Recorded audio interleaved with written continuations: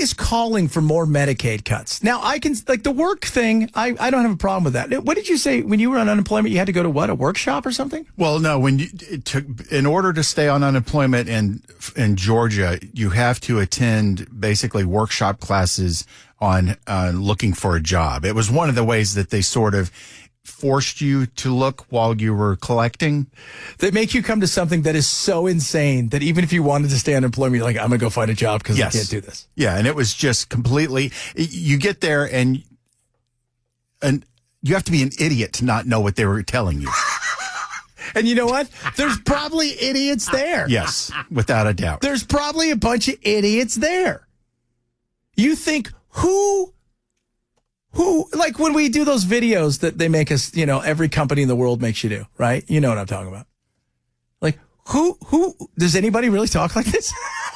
Does anybody say this to a coworker? And especially in this day and age. Yeah. Does anybody do this? It's the same thing. Like were you there? Were you marveling at how stupid some people are? Oh yeah. And to be quite honest and open about, there were a few things I learned where I looked at myself and like, how could you have been that dumb? Like? Just the percentages of what you have to do to get a response. People send a resume out and think, oh, well, somebody's going to read it. And I think I remember him telling me that something to the effect of 40% of resumes never even get screened by anyone or by a machine or anything. They show up and they get left in a collection email box somewhere. Yeah. And a lot of times too, and I hate to burst your bubble if you're looking for a gig, there is, go to BusyBee, they're hiring. They post stuff because they have to, but they've already got somebody for the job. Well, and there's also something that goes on now where they post things because they want to collect email addresses because they can sell them. Because they can sell the data. Yeah. Man. Whew. Oh, my Lord. That is just... You have no job available, but if you post a quote-unquote opening, you can collect all that data and then turn right around and sell it. And, if you agreed to the end-user license agreement when you use their system, you've unknowingly given away your data. Good God. You are not the person you're not the end user they're looking for. You're the bait. You become the product. Yeah, you become the product. That's just, yeah. I'm fascinated, but I bet you, because you're pretty damn smart, Belle, for the fact that you have no head. I do find it weird though. Like I could have just imagined you sitting around going, "Are you people idiots?" Because have you met America? Yes. Like honestly, guys, you met America. You ever wonder like, how do 90% of Americans have jobs? Yeah. That's Daniel Toss. That was his great bit where he goes, have you met America? That is 90% of America. That's what I'm surprised about.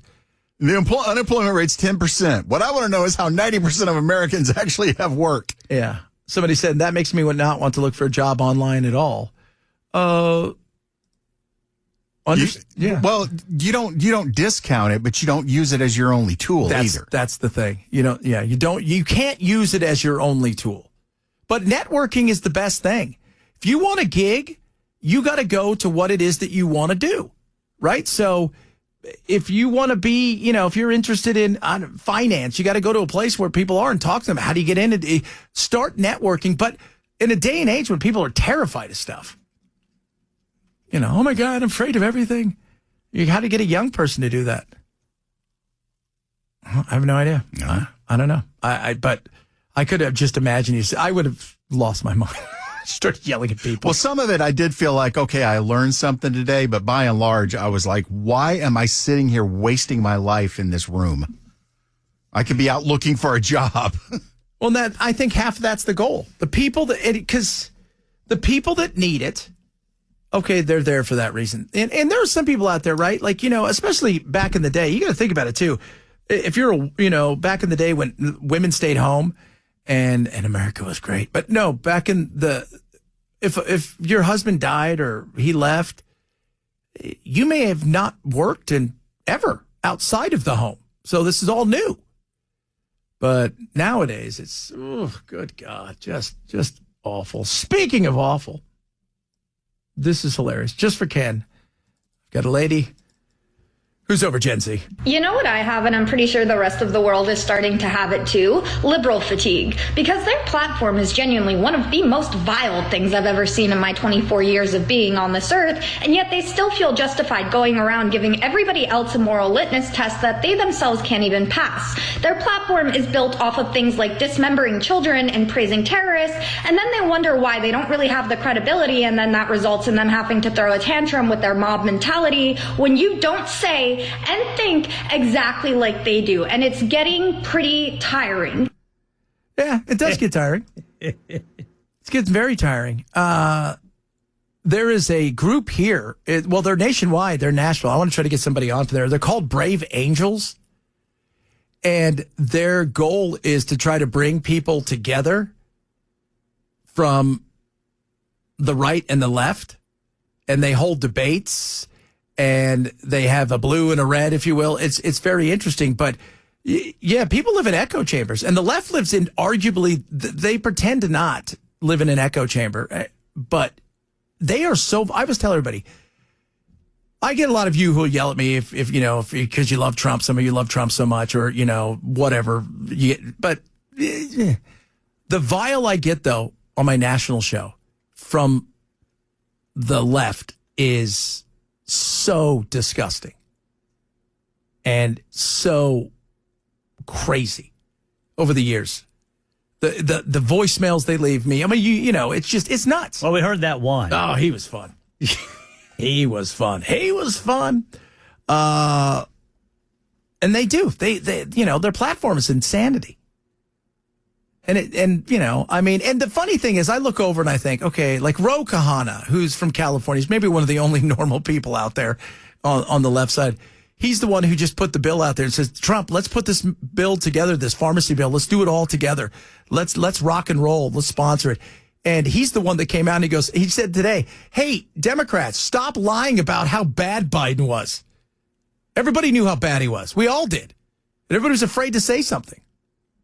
Now, the journalists are running around. Like I want to get Jake Tapper on. I got to sell a book. That would be awesome. Yeah, we got to get, if only I had somebody who helped me with booking.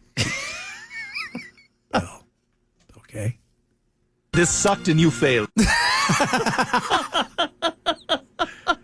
But if we can get Alex Thompson on, I take Alex because co-wrote the book. The funny thing, Alex Thompson co-wrote the book that's out there with the Original Sin or whatever it's called about the Biden thing.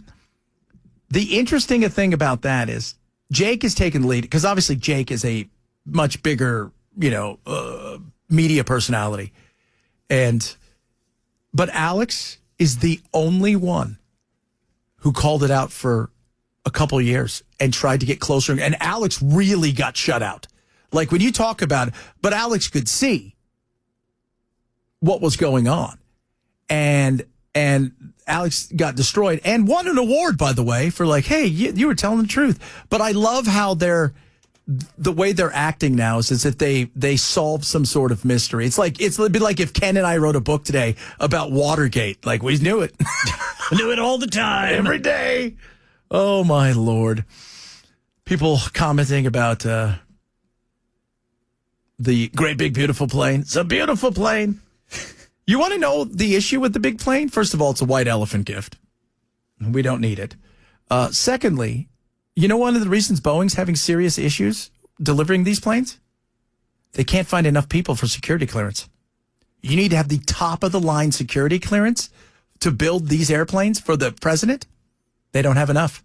They do not have enough people to work on the planes with the top, super top. You can get a lot of people with security clearance, but being a person who's a mechanic or can do some of these things. Well, that makes 100% sense when you're talking about building something for the president, but what the hell's their excuse for all their other problems? Well, that's a different story. Like not knowing how to bring people home. That was still... We don't know who to talk to. Elon, building planes. That's what you wanted to go to space? Stay there for a while. I think Elon is... I think he's going to focus now on the Boring Company. So if you guys, it's not about being boring. It's his where he drills through the ground because Tesla's in a lot of hurt. It is bad. It was struggling before. I think the BYD is the name of the car in China that is the rival to Tesla. Blows it away.